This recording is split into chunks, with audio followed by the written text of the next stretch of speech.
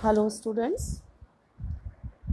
मैं डॉक्टर मोनिका गर्ग इतिहास विषय से हूँ और बीए पार्ट फर्स्ट के बारे में जो भारतीय इतिहास की पुस्तक है उसमें हड़प्पा सभ्यता के धार्मिक जीवन के संबंध में हम आज चर्चा कर रहे हैं। धार्मिक जीवन क्या था उस समय हड़प्पा कालीन लोगों का। तो हड़प्पा कालीन लोगों के धार्मिक जीवन के संबंध में हमारी जानकारी बहुत ही सीमित और अस्पष्ट है। समकालीन मोहरों के ठप्पों से, मिट्टी और धातु की बनी मूर्तियां से, शव गाड़ने के स्थान पर उनसे हम ये सारी चीज़ें हमें पता चलता है। कालीबंगा से मिली अग्निविधियों को छोड़कर किसी भी हड़प्पा कालीन स्थल से कोई भी मंदिर अथवा पूजा स्थल के लिए प्रयुक्त होने वाले हमें पदार्थ नहीं मिले हैं और इस संबंध में हमारे पास जो भी जानकारी है वो भी बहुत कम है। उसके आधार पर फिर भी हम ये कह सकते हैं कि हड़प्पा कालीन धार्मिक विश्वासों में परिवर्तित हिंदू धर्म की अनेक विशेषताएं जैसे मातृ देवी, पशुपति शिव, पवित्र पशुओं, वृक्षों आदि की पूजा शामिल थी। अब हम हड़प्पा कालीन लोगों के कुछ प्रमुख महत्वपूर्ण धार्मिक विश्वासों का उल्लेख करेंगे। मातृ देवी। भारत की दृष्टि से मातृ देवी की उपासना सर्वाधिक प्रचलित थी। मातृ देवी मतलब माता की पूजा या स्त्री की पूजा, मातृ देवी से यह मिलेंगे आपका। तो यहाँ पर महत्व की दृष्टि से उस समय मातृ देवी की, क्योंकि बहुत सारी मूर्तियाँ हमें जो मिली है वह मातृ देवी की मिली है। खड़ी हुई मुद्रा में अर्धनग्न स्त्रियों की मिट्टी की और श्वेत मिट्टी से निर्मित जो है अनेक मूर्तियाँ मिली है जो करधनी या कमरबंद, भव्य शिरोवस्त्र एवं हंसुली या गलपट्टी धारण किए हुए, ये सारे उनके श्रृंगार के आभूषण हैं।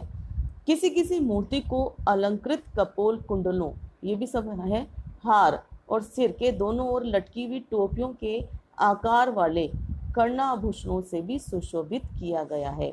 उनके जो आभूषण उन्होंने पहन रखे थे, वहाँ की स्त्रियों के जो मूर्तियाँ मिली है उनके बारे में इसमें चर्चा की गई है। कुछ मूर्तियों पर धुएं के निशान हैं। आप देखते हैं ना, जब हम कोई दीपक जलाते हैं, अगरबत्ती जलाते हैं तो वो स्थान पे साइड में काला काला सा हो जाता है, तो मूर्तियों के बिल्कुल पास लगा दिया होगा। तो ये प्रतीत होता है कि देवी को प्रसन्न करने के लिए संभवतः दीप या धूप जलाई जाती होगी। सिंधु घाटी से प्राप्त मातृ देवी की छोटी मूर्तियाँ जैसे मूर्तियाँ पश्चिम एशिया के अनेक देशों से प्राप्त हुई है। इन मूर्तियों को मातृ या प्रकृति देवी की मूर्ति के रूप में भी स्वीकार किया गया है। दूसरी हमें मिली है पशुपति शिव। पुरुष देवताओं में शिव जी जानते हैं आप सब, हम जानते हैं कि शिव जी कौन है। अब इसमें है पशुपति शिव। तो पशुपति मतलब पशुओं के देवता, उसके बारे में है, शिव जी के बारे में। तो क्या है आप देखिए, इसमें पद्मासन मुद्रा में बैठे हुए हैं। पद्मासन, आंखें बंद करके दोनों हाथ को घुटनों पे रख के ये पद्मासन की मुद्रा में बैठना, और हाथी, व्याघ्र, भैंसे और गैंडे से वे घिरे हुए एक त्रिमुखी देवता का उल्लेख है। एक जीके का भी आपके क्वेश्चन बनता है, कौन कौन से पशुओं से घिरे हुए थे? हाथी, व्याघ्र, भैंसे और गैंडे, इन पशुओं से वह घिरे हुए थे। सिंहासन के नीचे एक हिरण नजर आता है। उन्हें अनेक चूड़ियाँ और गले में वक्षत्राण धारण किए हुए दिखाया गया है। उनकी आकृति के ऊपरी भाग पर 7 अक्षरों का एक अभिलेख भी उल्लेखित है। इस आकृति को कम से कम शिव के 3 रूपों के साथ संबोधित किया गया है। कौन कौन से हैं वो 3? त्रिमुख, शिव का त्रिमुखी रूप, पशुपति पशुओं के स्वामी, तीसरा योगीश्वर या महायोगी। प्रथम 2 रूप तो उक्त मुहर पर बनी आकृतियों से ही बहुत स्पष्ट है।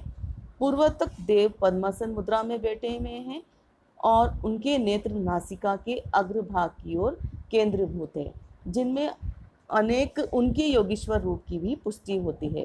अनेक उत्खनों से शिव की उत्कीर्ण आकृति वाली 2 अन्य मोहरें भी प्राप्त हुई है। मार्शल ने इन्हें स्पष्ट आदि शिव बताया है, जो अपने सर्वाधिक शक्तिशाली रूप में प्रजनन शक्ति के देवता हैं। ठीक है। मार्शल ने जिन सामग्री और प्रतीकों के आधार पर अपने मत का निर्णय किया, उनका सुल्लीवन ने पुनः अध्ययन भी किया है और यह बताने का प्रयास किया है कि मार्शल ने जिस देवता की पुष्टि की है वह वास्तव में एक महादेवी है। ये तो हमारे पशुपति पूजा थी।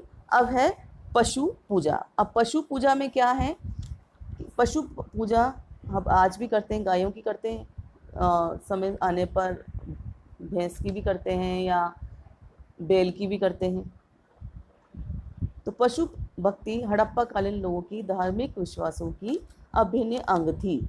जैसा कि छोटी बड़ी मोहरों या व्रण मूर्तियों, चीनी मिट्टी या पत्थर से निर्मित छोटी मूर्तियों से हमें पता चलता है। कौन कौन से थे?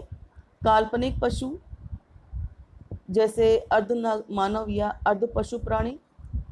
दूसरा, इस श्रेणी में हम उन मिश्रित पशुओं का भी उल्लेख कर सकते हैं जिनका धड़ के साथ विभिन्न पशुओं के सिर जुड़े हुए हैं, जो संभवतः विभिन्न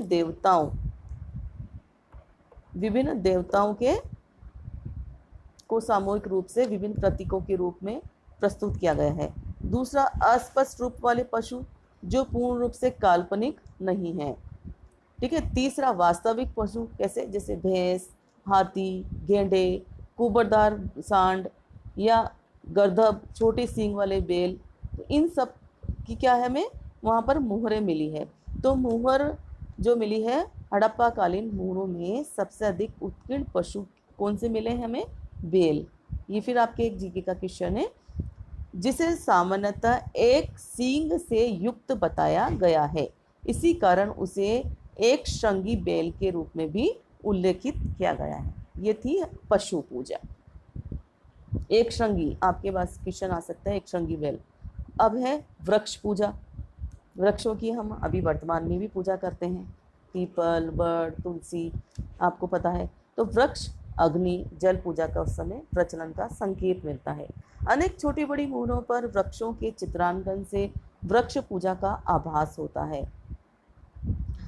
तत्संबंधित सबसे रोचक चित्रांकन में त्रिशूल की भांति 3 सींग वालों शिरोभूषण और लंबे केशों से सुशोभित निवस्त्र देवी वृक्ष के 2 शाखाओं के मध्य खड़ी है। उक्त देवी की आकृति के पीछे लंबे केश, बाजूबंद एवं शंख धारण किए हुए एक उपासक की आदि झुकी हुई मुद्रा में आकृति बनी हुई है। इस आकृति के निकट एक मिश्रित पशु मतलब आधा पशु और आधा मनुष्य की आकृति और मुहर के निम्न भाग में घुटने तक लंबी पोशाक पहने 7 आकृतियों को शोभा यात्रा के रूप में उत्कीर्ण किया गया है। एक वृक्ष के पत्ते पीपल के पत्तों के समान प्रतीत होते हैं। हड़प्पा से प्राप्त कुछ छोटी मोहरों पर छोटी दीवार या वेदिका से आवृत एक वृक्ष को भी दिखाया गया है। तो ये थी हमारी वृक्ष पूजा। अब है ताबीज और रक्षा कवच। पहनते हैं ना, अभी भी हम पहनते हैं।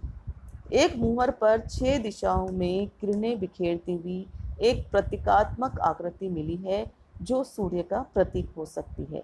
मिट्टी के बने बेलों की प्रतिकृतियों को श्राद्ध, अर्पण या मन्नत पूरी होने पर अर्पण हेतु प्रयुक्त किया जाता होगा।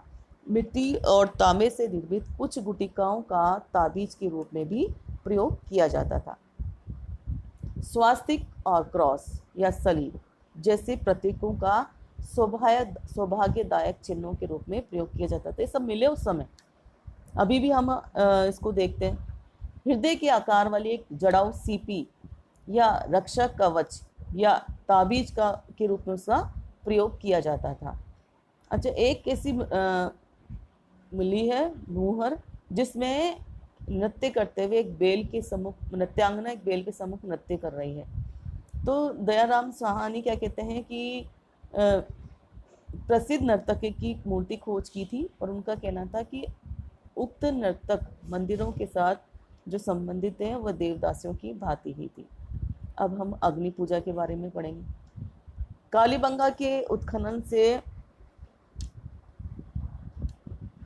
कई बार अग्नि वेदियों की भी खोज हुई है। उसमें ये वेदियाँ बनी हुई थी और उनका आकार 75 से 55 सेंटीमीटर था। और इसके अंदर केंद्र में एक मिट्टी का स्तंभ था जो कहीं कहीं पकाई हुई मिट्टी से भी बना था। अग्निवेदियाँ आप जानते हैं ना, अग्निवेदियाँ कैसे कहते हैं, हवन मुद्रा करते हैं। इसमें हमें राख और कोयले के होने का भी अनुमान मिला है। तो सबसे ये इसकी विशेषता है। और एक विशेषता और है कि इसकी जो पूजा अर्पण करने वाला था उसका जो मुख था, ऐसी विश करी थी कि उसका मुख जो है पूर्व की ओर रहे।